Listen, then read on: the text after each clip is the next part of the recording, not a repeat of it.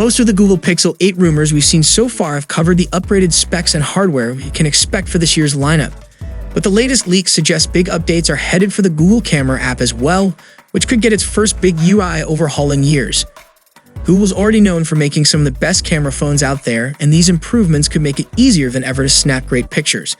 Reliable Google leaker Kamila Wojciechowska, who cited an anonymous source inside Google, published screenshots giving us our first look at the revamped camera interface. Right off the bat, you'll notice the menu carousel at the bottom of the screen has been replaced with two options, photo or video mode. A separate switch under the mode selection bar lets you toggle between the two.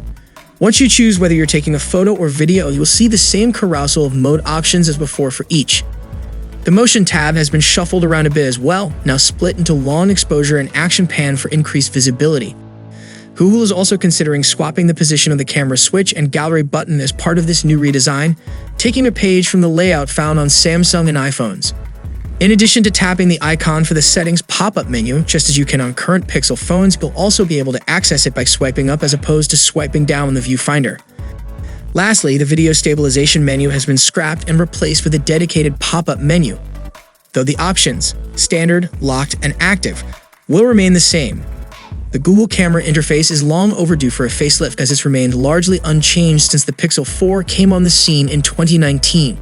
Though it remains unclear whether this revamped UI will come to older Pixel phones as well as newer ones. Of course, take all of this with a grain of salt for now. We likely still have several more weeks to go until we learn more. Google's historically released new phones in the fall, with Pixels 1 through 7 all arriving in October, and doesn't seem likely to break that streak, even with the Pixel Fold launch still fresh in our memory. So stay tuned to the channel for more Pixel updates, and I'll see you guys in the next one. Peace out.